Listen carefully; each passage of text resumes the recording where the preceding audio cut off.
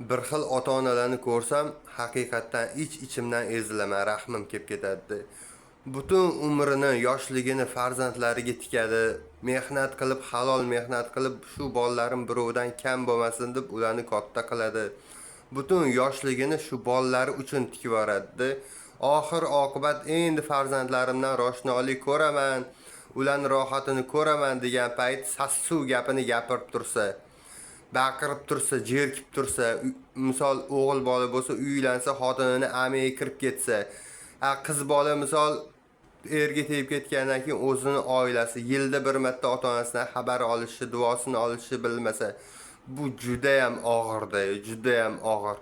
Ota-onasiga tik qarab gapirayotgan, ota-onasini beldan kuch-quvvati tugagandan keyin shu bolasiga suyanib qoladi-da.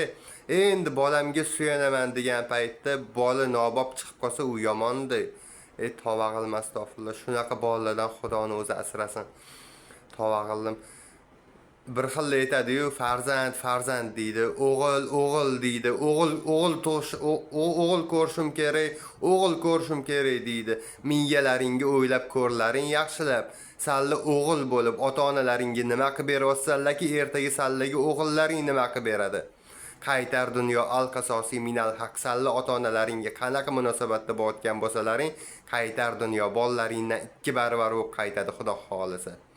O'shaning uchun o'ylab muomala qillaring. Kim sallaga umrini tikib yuborgan, kim har doim yollaringda turgan, o'sha ota-onang bo'ladi.